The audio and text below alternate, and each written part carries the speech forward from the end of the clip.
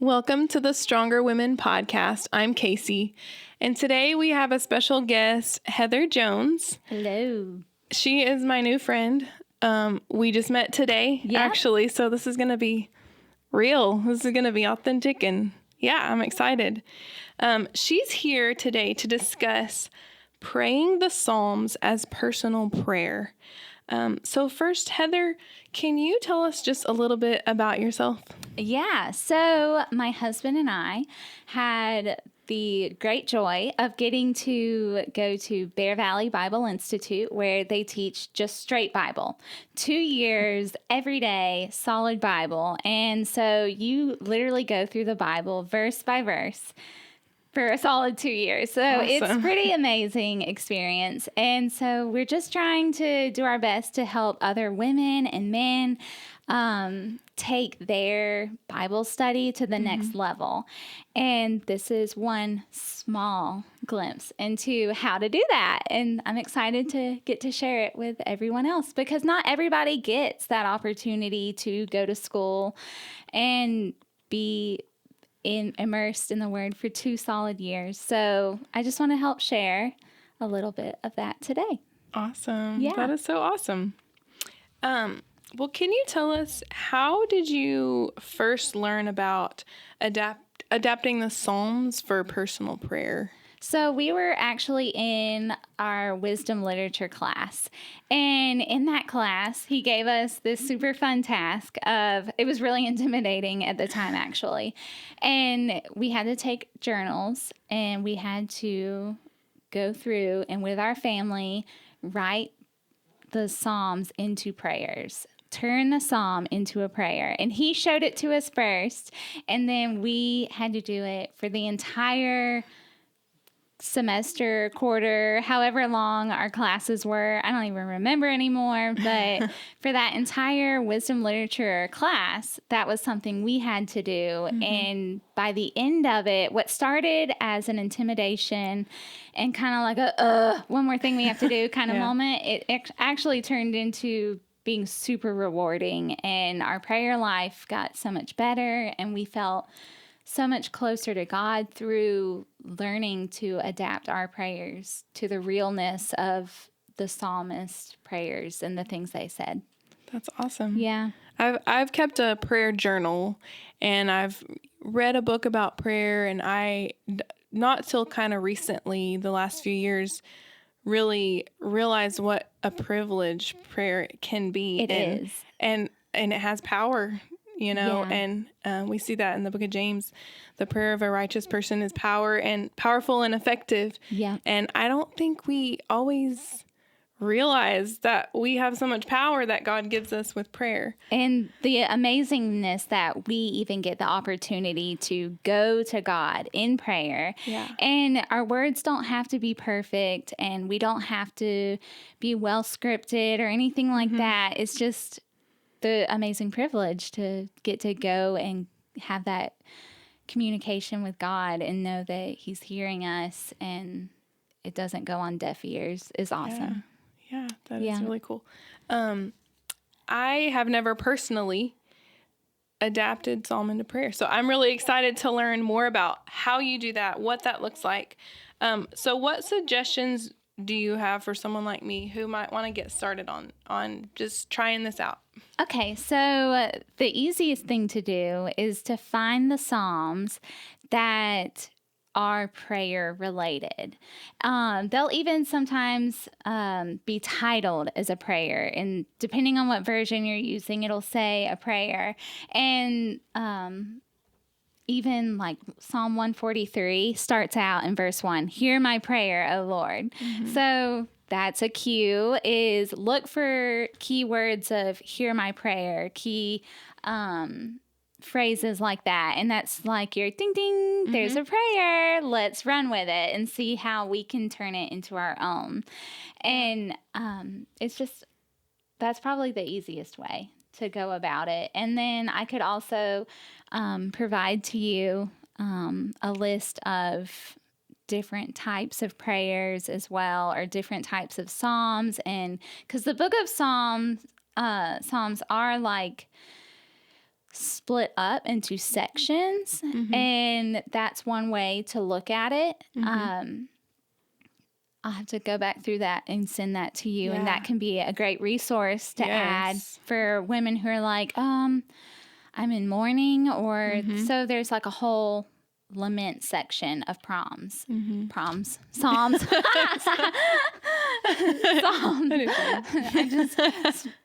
Just combining words here. And so there's like lament psalms, then there's prayer, like specific prayer psalms of distress, thanksgiving, ones that go back to history. So there's so many different ones. Yeah. So yes. Yeah. 150 different. Yes. Yeah. So we'll link that. That would be an awesome resource. So I'll send that over to you. We'll put that on our bakerheights.org/Stronger Women podcast. Yeah. So could you just walk us through one of the Psalms today? Yes. So we're going to be in Psalm 143 today. And what I do to get started is we're going to read it. And sometimes you're going to read it multiple times, and which is a great practice to start as well, because the more you read something, the more you find new things. Yes. And every time you read it, you're going to catch on to something new. Yes. So we're going to start by reading it. It says, and I believe in my printed off one is a ESV. But New King James Version works great as well. NASB also works great. I haven't really ventured out past those on trying the other versions, but it reads, "Hear my prayer, O Lord. Give ear to my supplications. Answer me in your faithfulness, in your righteousness, and do not enter into judgment with your servant. For in your sight no man living is righteous. For the enemy has persecuted my soul. He has crushed my life to the ground. He has made me dwell in dark places, like those who have long been dead. Therefore, my spirit is overwhelmed within me. My heart is appalled within me. I remember the days of old. I meditate on all your doings. I muse on the work of your hands. I stretch out my hands to you. My soul longs for you as a parched land. Answer me quickly, O Lord. My spirit fails. Do not hide your face from me, or I will become like those who go down to the pit. Let me hear your loving kindness in the morning, for I trust in you. Teach me the way in which I should walk, for I lift up my soul. For to you I lift up my soul. Deliver me, O Lord, from my enemies. I take refuge in you. Teach me to do your will, for you are my God. Let your good spirit lead me on level ground. For the sake of your name, O Lord, revive me. In your righteousness, bring my soul out of trouble. In your loving kindness, cut off my enemies and destroy all those who afflict my soul. For I am your servant. Okay, so next thing I would do, after I would have read this like 3 or 4 times probably, I would go through and see if there's different sections to this prayer. And what I see in verses 1 and 2 are his plea and recognition of God. So if I were to take these first 2 verses and turn them into a prayer, I'm going to recognize God's greatness and who he is in my life before I go to God with my plea. So that's one thing you can start by turning a psalm into your own prayer is first see how the structure is. And then in verses 3 and 4, he then gives his trouble and distress. So remember, David is on the run from Saul in this verse. So he's going through not only an actual enemy chasing after him, but he's also got physical distress going on. So he's now letting God know something God already knows is that God sees he's in distress. He knows he's in troubled times, but he's still going to let God know he's in trouble. And that's something we can do too. Even though God sees and knows and hears everything, we can still let God know, like, God, I am overwhelmed with anxiety. I'm overwhelmed with depression, which is both things are very common in our culture so today. Relatable for sure. I think I even read a statistic that said that since COVID, the amount of depression and anxiety has gone up like 200%, which is wild. And Yes. I think that number could be wrong. So if any of you are statistic, fact check us. look it up for yourself. Yes. But I read that like a hot minute ago. Yeah. So I've definitely heard the same type of. It's a wild number for sure. Yes. So what we see is he goes from verses 1 and 2, giving us his recognition of God and then his plea. But then the plea continues and changes almost to his troubles and the distress he's under. So instead of us talking about our enemy, unless you actually have like an enemy, you can change that to being, God,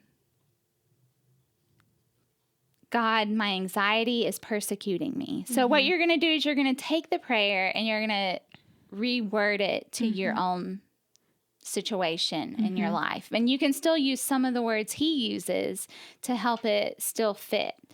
Then he goes on in verses 5 and 6 to, I remember, I meditate, I muse, I stretch out my hands. My soul longs for you. So these are all actions of things he's doing as a servant of God. So he's meditating and he's studying and he's applying that. So he's growing in his faith towards God. And these are things that if we were going to turn this section into a prayer, it would be, God, I'm trying. I'm studying. I'm learning. I'm trying to grow closer to you. Please help continue to show me what I need to be shown in your word. So then we go on to this bigger section that I've connected all as one, verses 7 through 12. And they are, he goes through with, answer me quickly, O Lord. My spirit fails. Do not hide your face from me, or I will become like those who go down to the pit. Let me hear your loving kindness in the morning. And then he gives us a list of things. I trust in you. For to you I lift up my soul. I take refuge in you. For you are my God, and for I am your servant. So he's got a list of things that he's like ask God to teach him. And then he gives the why. And then he's saying, deliver me. And then he gives his why. Teach me. And then he gives his why. So as this section, I would title as a servant's plea in trouble. So he's in distress. He's physically overwhelmed. He's on the run from Saul. He's talking to God about the nature of his trouble. So how often do you just riding down the road at a red light talk to God as if you're sitting there with you and just talking to him about the struggles you're facing in life, just anything, or even the good things in your life? Like, God, man, I'm just so thankful for you and this life you've given me. And so he goes to God, even though he knows everything, he's going to him like a conversation. So he wants a relationship with us. Do we have just a conversation with God? It doesn't have to be this super fancy prayer, but I think that's another way. Like if you're new to prayer, do you think that it's too intimidating to pray? Because we oftentimes make it seem intimidating. Here we see David is just having a conversation with God. So that's something we can do too, is he's asking for God to teach him, to deliver him, to teach him to do your will.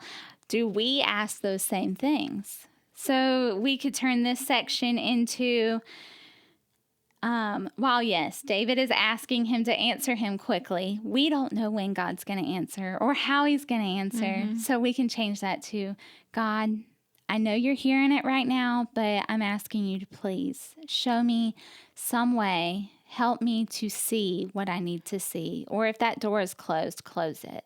For whatever it is that you're going through. Yes. And God's obviously not going to hide his face from us. We have his word.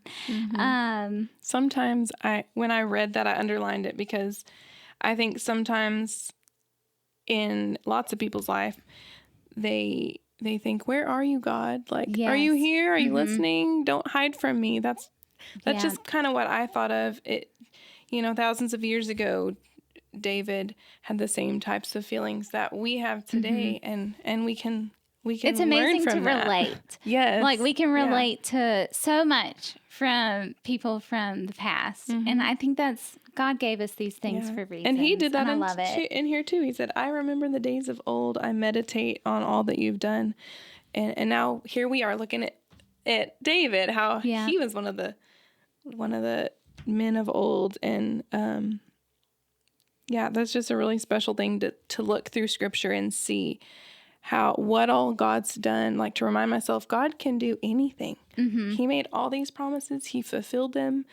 He can do anything.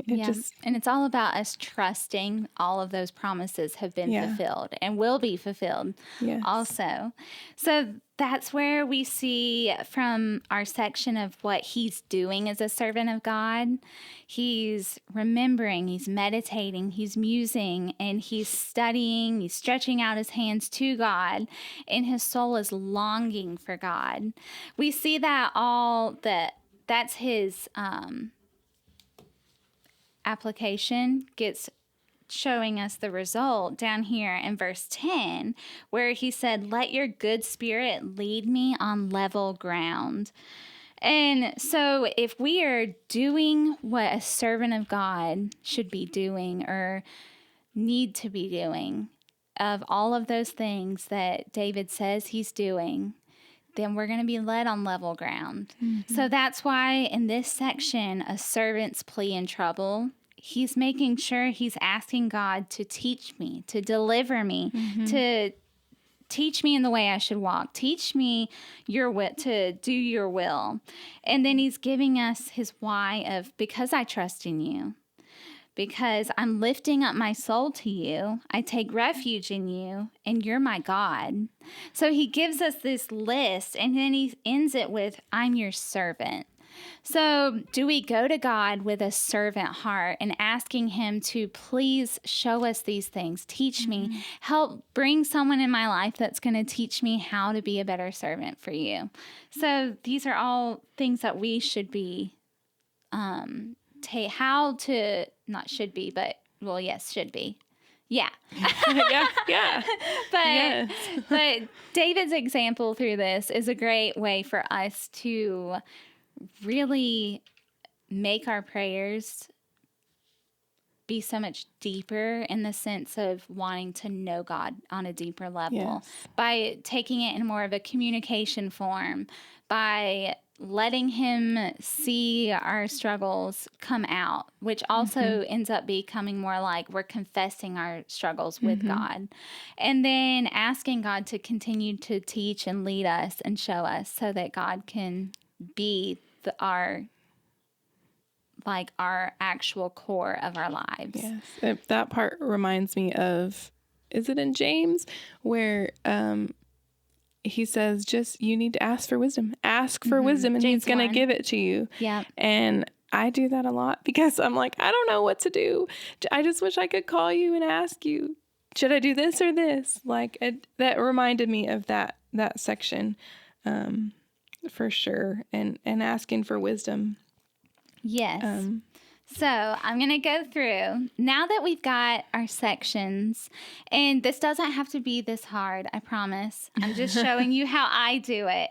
But if you're new to prayer in general, and you're like, okay, I'm going to sit down and do this psalm, let's just do it. So, hear my prayer, O Lord. Guess what? You can make that your beginning as well. Hear my prayer, O Lord. Give ear to my supplications. Answer me in your faithfulness and your righteousness. Do not enter into judgment with your servant. And then you could use all of verses 1 and 2 as your own prayer. Those can translate over into our lives very easily. Yeah. And then in verses 3 and 4, if we're going to change those to match like anyone in the world today, for the enemy has persecuted my soul. Just change the enemy to whatever is afflicting you. Any troubles? Yes, any of the trials in your life. He has crushed whatever that he is in your life, crushed my life to the ground. So you could change it to, my depression is crushing my life to the ground, God.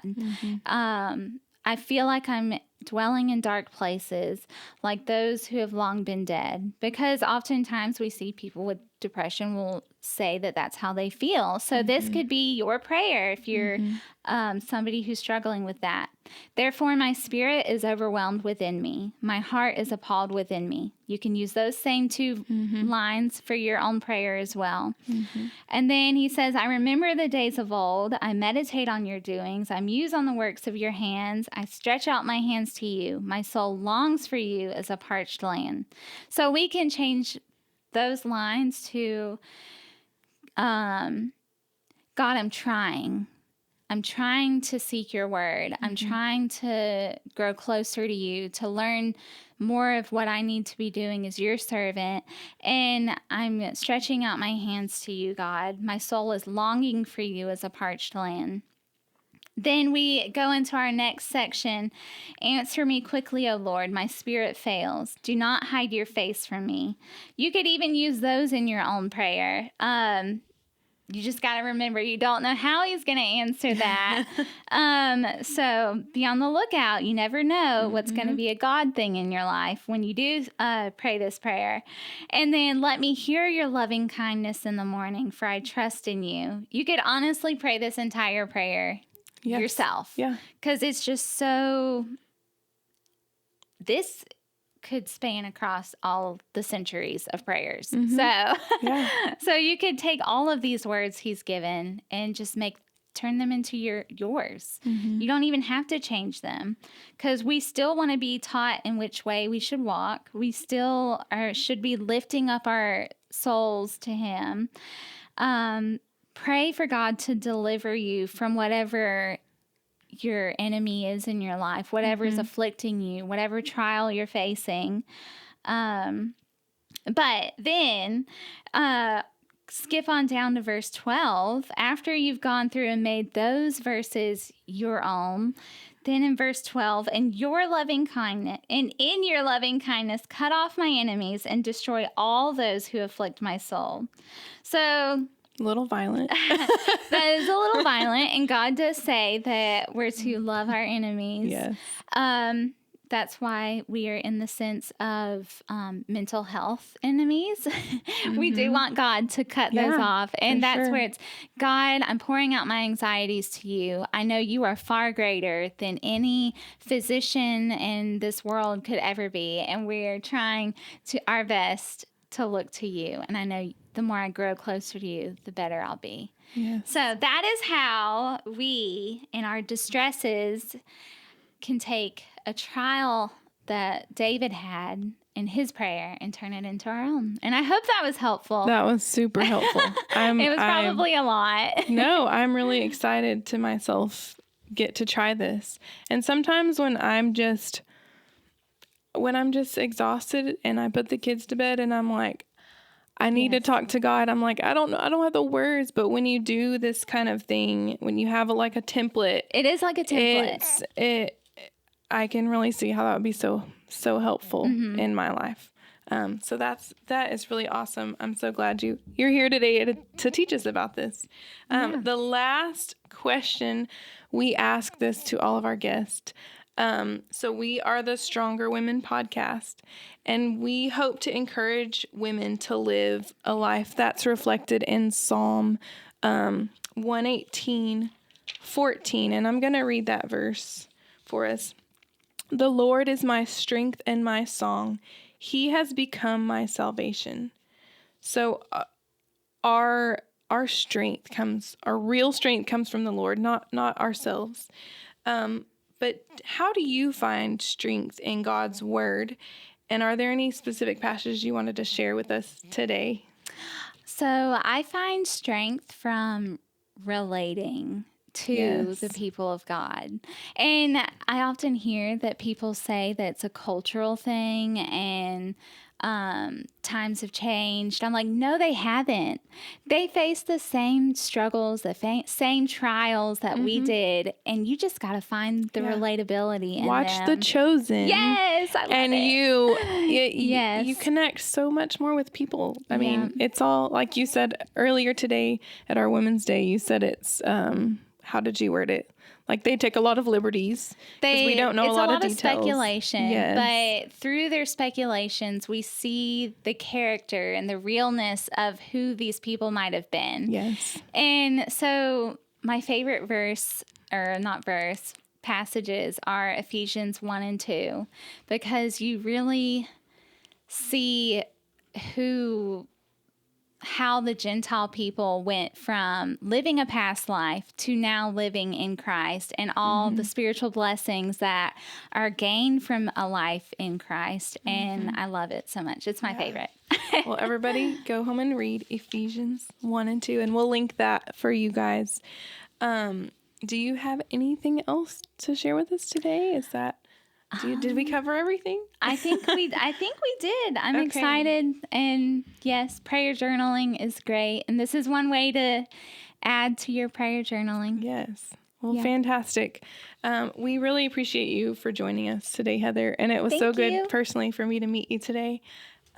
We all want to say thank you to the Baker Heights Church of Christ for making this podcast possible. And if you'd visit us at bakerheights.org/strongerwomenpodcast, we have some more content there for you guys. Be sure to find us also on social media. We're on Facebook and Instagram and YouTube. And if you have any questions or comments for us, you can send us a message on social media or an email to strongerwomen@bakerheights.org. And lastly, if you'd like a Bible study online or by mail, a free Bible study, you can visit bigcountry.worldbibleschool.org. And we just thank you guys so much for listening today. Have a great day.